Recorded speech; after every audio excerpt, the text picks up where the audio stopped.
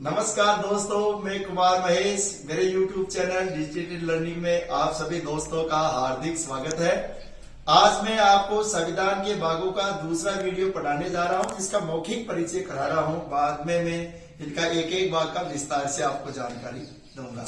जैसा कि हमारे संविधान के 22 भाग है।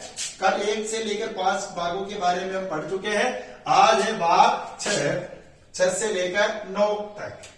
भाग 6 अनुच्छेद 152 से लेकर 237 में इनका वर्णन है। जिस प्रकार संघ सरकार का वर्णन था, ठीक है, अनुच्छेद 52 से लेकर 151 तक संघ सरकार में जिस प्रकार सरकार के 3 अंग थे, कार्यपालिका, व्यवस्थापिका, न्यायपालिका, इसी प्रकार राज्य सरकार में भी सरकार के 3 अंगों का वर्णन है, कार्यपालिका, व्यवस्थापिका और न्यायपालिका। जैसा कि हमारे राज्य सरकार में कार्यपालिका का वर्णन है, जो कार्यपालिका का प्रधान होता है राज्यपाल, गवर्नर, जिसकी नियुक्ति राष्ट्रपति के द्वारा प्रत्येक राज्य में 5 साल के लिए नियुक्त किया जाता है। इसका वर्णन है 152 से लेकर 167 तक। राज्य की कार्यपालिका, मुख्यमंत्री और उसके मंत्रियों का वर्णन है, मुख्यमंत्री के कर्तव्य। राज्यों के विधानमंडलों का है अनुच्छेद 168 से लेकर 213 तक। दोस्तों, अनुच्छेद 168 से लेकर 213 तक राज्यों के विधानमंडलों का वर्णन है। जैसे कि हमारे देश में 28 राज्य है। 28 राज्यों में से 7 राज्यों में द्विसदनात्मक विधानमंडल है। 7 राज्यों में द्विसदनात्मक विधानमंडल। जैसे पहला सदन होता है विधानसभा, दूसरा होता है दोस्तों विधान परिषद। जिस प्रकार हमारे संसद के 2 सदन होते हैं, लोकसभा और राज्यसभा, इसी प्रकार राज्यों में भी 7 राज्यों में द्विसदनात्मक विधानमंडल है। उसके बाद में है राज्यों में एक उच्च न्यायालय। जिस प्रकार हमारे केंद्र सरकार में एक सर्वोच्च न्यायालय होता है, इसी प्रकार राज्यों में भी उच्च न्यायालय होते हैं। तो हमारे देश में 25 उच्च न्यायालय हैं।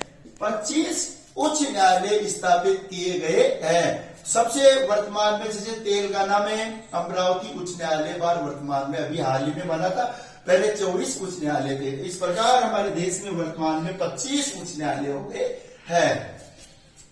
फिर उसके बाद में दोस्तों अधीनस्थ न्यायालयों का वर्णन है 233 से लेकर 237 अनुच्छेदों में। जैसे कि व्याख्याता भर्ती 2018 की जो एग्जाम भर्ती थी, उसमें भी ये प्रश्न आया था कि अधीनस्थ न्यायालयों का वर्णन किन अनुच्छेदों में है। जो 233 से लेकर 237 में जैसे जिला न्यायालय, मुंसिफ न्यायालयों का इनका वर्णन दे रखा है अनुच्छेद में।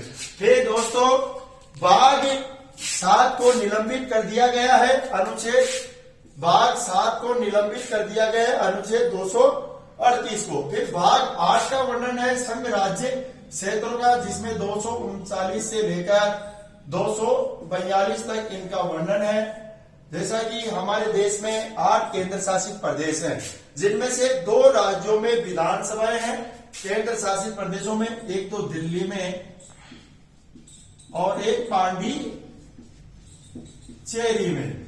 यहाँ का प्रशासन यहाँ की विधानसभाओं के द्वारा चलाया जाता है और यहाँ गवर्नर की भी उप राज्यपाल की नियुक्ति की जाती है। जिस प्रकार राज्यों में राज्यपाल की नियुक्ति की जाती है, तो केंद्र शासित प्रदेशों में उप राज्यपाल की नियुक्ति की जाती है, दिल्ली और पांडिचेरी में। और बाकी में चंडीगढ़ में, दादरा और नगर हवेली में, लक्षद्वीप में, अंडमान निकोबार द्वीप में मुख्य प्रशासक की नियुक्ति की जाती है राष्ट्रपति के द्वारा। तो इनके शासन चलाने का वर्णन अनुच्छेद 239 से 242 अनुच्छेद में वर्णन है। दोस्तों भाग 9 में हमारे संविधान में 73वें संविधान संशोधन 1992 में हमारे अनुच्छेद 243 में पंचायतों को जोड़ा गया। दोस्तों जिस समय नरसिम्हा राव की सरकार थी, कांग्रेस पार्टी की, उस समय 243 अनुच्छेद में भाग 9 में पंचायतों को जोड़ा गया और इसे संवैधानिक मान्यता दी गई। इससे पहले भी हमारे देश में पंचायतों का शासन चला आ रहा था, लेकिन उन्हें संवैधानिक मान्यता प्राप्त नहीं थी। तो फिर 77वां संविधान संशोधन करके अनुच्छेद 243 में पंचायतों का शासन जोड़ा गया। फिर भाग 9 के 94वें संविधान संशोधन, 76वें संविधान संशोधन में भाग